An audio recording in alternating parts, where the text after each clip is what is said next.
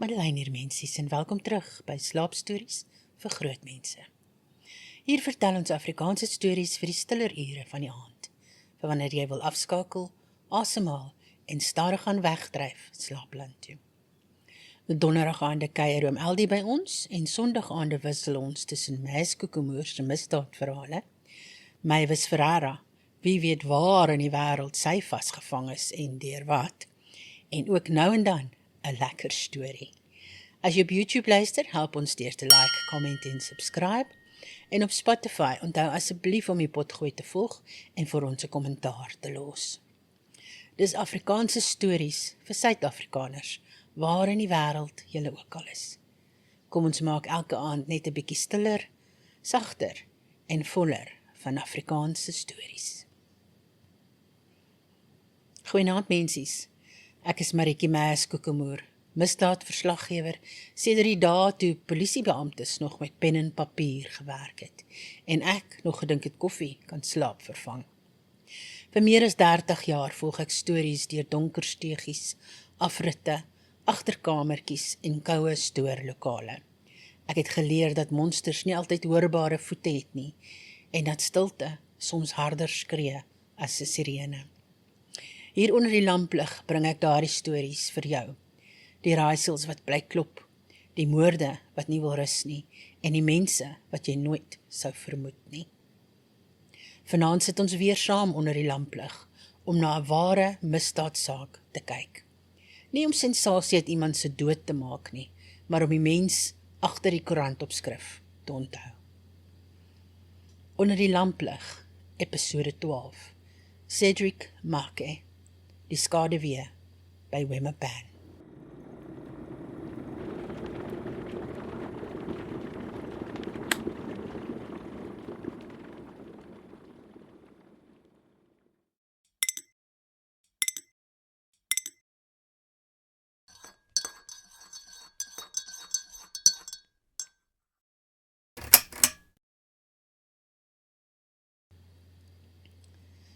Mensies, hierdie episode handel oor erg geweld. Ek gaan nie onnodig grafies wees nie, maar sommige besonderhede kan steeds ontstellend wees. Luister asseblief met omsigtigheid.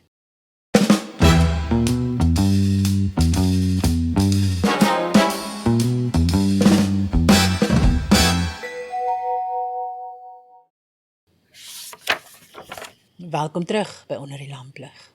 Daardie plek waar ons die gordyne toetrek, die lig so bietjie dof draai en dan vra, wat gebeur as die monster nie in 'n spookhuis bly nie, maar sommer net in Johannesburg rondloop? Want vanaand se storie is nie een van kastele, geheime tonnels, ou Victoriaanse spooke of tannies wat sê hulle het altyd geweet hy lyk snaaks nie.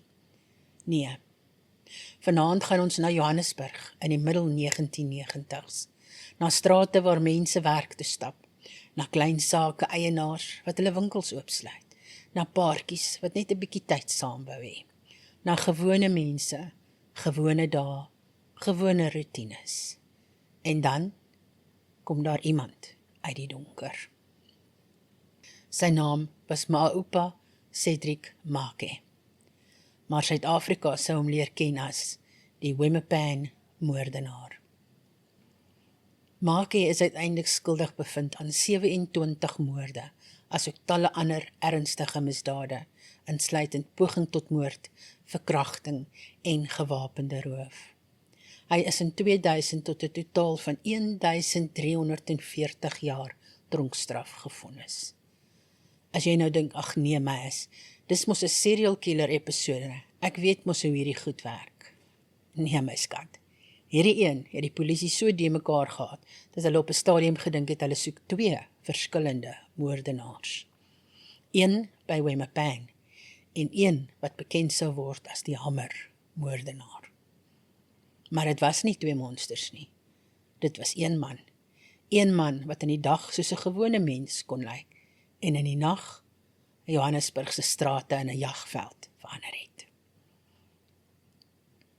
Kom ons plaas onsself eers in die tyd. Dit is 1996. Suid-Afrika is nog jonk in sy demokrasie. Die land is besig om homself te probeer heruitvind. Mense praat van hoop verandering, nuwe beginne.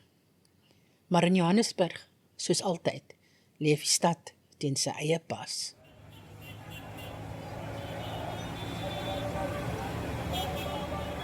Taksies raas, treine skud, mense skarrel, werkers stap vroegoggend met kosblikke en moe oë. En oral is daar die bekende Gauteng gevoel, stof, hitte, hastigheid en iemand wat altyd sê, ek is nou daar, maar eintlik is hulle nog in Germiston.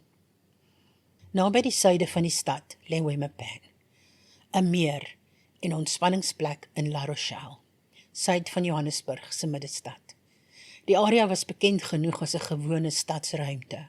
Mense het daar verbygestap, uitgehang, ontmoet, gewag, beweeg. Maar teen 1996 begin iets daar verander. Liggame word gevind. Aanvanklik lyk dit soos afsonderlike aanvalle. Johannesburg het misdaad. Suid-Afrika het misdaad. En soms raak 'n saak verlore in die geraas van nog 'n dossier, nog 'n stasie, nog 'n familie wat wag vir antwoorde. Maar toe word daar nog liggame gekry. En nog. En die patroon begin wys. Iemand jag mense rondom Wemapan. Nie met 'n gesofistikeerde plan wat uit 'n Amerikaanse TV-reeks kom nie. Nie met 'n geheime kode of 'n dramatiese swart handskoen nie. Nee, met klippe, met stomp geweld, met koue, brutale krag. Die eerste bekende patroon was mense, mans en vroue, wat alleen geloop het en met klippe aangeval is. En dis amper die ergste deel, want daar is iets besonders ontstellend aan 'n moordenaar, wat nie 'n komplekse wapen nodig het nie. Geen silencer, geen fancy mes nie, geen moordkeller met 'n rooi gloeilamp soos 'n Netflix-reeks wat te hard probeer nie. Net 'n klip. Iets wat op enige sypaadjie kan lê. Iets wat jy nie eers raak sien nie, tot dit in die verkeerde hand is. Serial killers het dikwels 'n patroon, 'n sekere tipe slagoffer, 'n sekere metode, area, 'n ritueel, 'n gewoonte.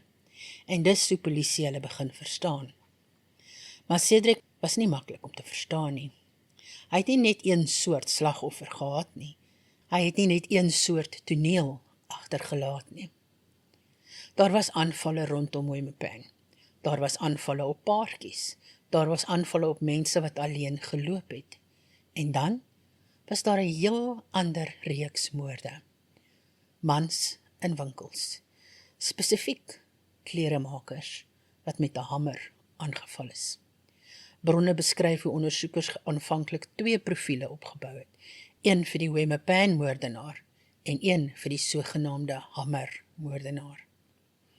Nou kyk, ek weet nie van julle nie, maar as die polisie al sê, ons het dalk 2 serial killers, dan weet jy die stad se vibe is amptelik af. Dan is dit nie meer moenie jou handsak ooplos nie. Dis nou, moenie asemhaal sonder 'n noodplan nie. En dit is presies wat hierdie saak so skrikwekkend gemaak het, want Make het nie in een boks gepas nie. Hy was nie net die man in die donker by die pan nie, hy was ook die man wat in winkels ingestap het. Die man wat kon voorgee, hy's 'n kliënt. Die man wat kon lyk soos iemand wat net iets wil koop, iets wil laat regmaak, 'n gewone transaksie wil doen. En dan verander alles. Teen daardie tyd sit ondersoekers met 2 skrikwekkende prente. Aan die een kant die Wemapan moordenaar, 'n aanvaller wat mense rondom die area aanval. Aan die ander kant die hamermoordenaar, iemand wat kleremakers of winkeleienaars aanval, dikwels in hulle eie besigheidsplekke. 2 verskillende wêrelde, een buite, by die meer, een binne, in klein winkels. Een voel soos 'n aanval uit die bosse, die ander voel soos 'n roof wat in 'n bloedbad verander. En dis hoekom die polisie aanvanklik gedink het dit kan 2 verskillende mense wees. Want kom ons wees eerlik, as jy vir enige normale mens sê, hierdie man val paartjies by 'n meer aan, en hy slaan kleremakers in winkels dood, gaan daardie persoon sê, ag nee, dis te veel, Piekelei en Cedric. Maar dit was juist die probleem. Hy het nie. En omdat hy nie in 'n netjiese patroon gepas het nie, kon hy langer beweeg, langer verdwyn, langer aanhou. En terwyl die polisie probeer uitwerk of hulle een monster of twee soek, het families begin begrafnisse reël. Dis waar true crime soms gevaarlik raak. Want ons praat maklik van 27 moorde, asof dit 'n statistiek is. Maar 27 beteken 27 mense wat daardie oggend wakker geword het. Mense met name, huise. Mense wat dalk vir iemand gesê het, ek sien jou later. 27 families wat nooit weer dieselfde was nie. En wat dan nog van die mense wat oorleef het? Die poging tot moordslagoffers, die verkrachtingsslagoffers, die mense wat moes getuig, onthou, herleef. Hierdie storie is donker nie net omdat Maake wreed was nie. Dit is donker omdat hy in gewone ruimtes gewerk het, in plekke waar mense net probeer leef het. Wie was Cedric Maake? Cedric Maake is in 1965 gebore. Volgens beskikbare bronne het sy pa gesterf toe hy nog op skool was, waarna hy die skool verlaat het om sy familie te help onderhou. Hy het later Johannesburg toe getrek en as 'n loodgieter gewerk. En is die deel wat mens altyd laat rol, want wanneer ons aan monsters dink, wil ons sê hulle moet lyk soos monsters. Ons wil hê daar moet 'n teken wees, rooi oë, lang jas, 'n vreemde lag, miskien 'n kraai op die skouer vir drama.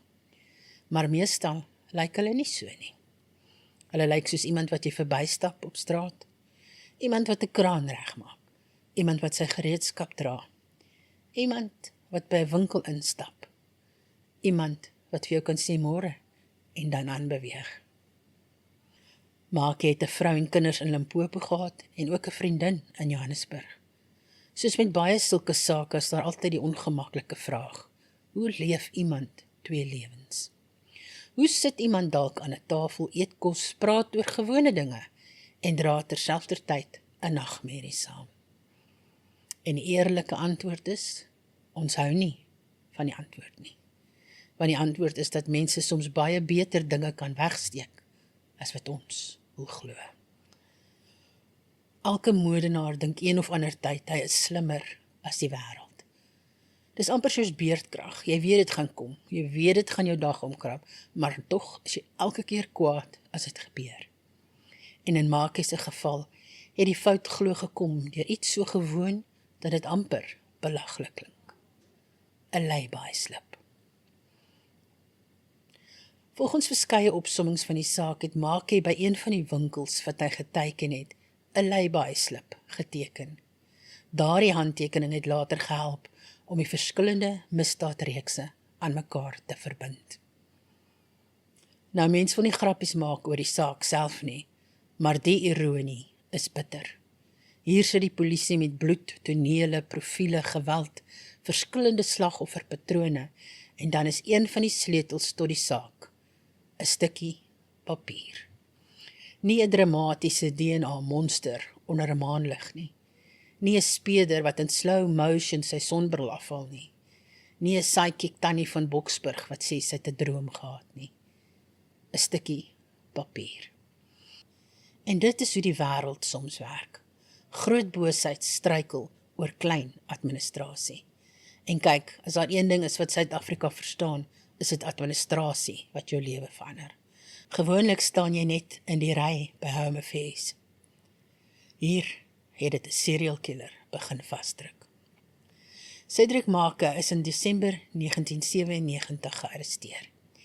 Teen die tyd wat die saak hof toe gaan, is die omvang enorm. Hy het uiteindelik op 133 aanklagte tereggestaan, insluitend moord, poging tot moord, verkrachting en roof. In Maart 2000 is berig dat die hof reeds deur talle aanklagte gewerk het, met Maake wat in verskeie daarvan skuldig bevind is. Dink net daaraan, een beskuldigde, 133 aanklagte. Dis nie net 'n hofsaak nie, dis 'n hele donker argief. Elke aanklag is 'n mens, 'n dossier met 'n storie, 'n getuienisstuk, 'n familie se pyn. Regter Geraldine Borges het uiteindelik die vonnis afgelê.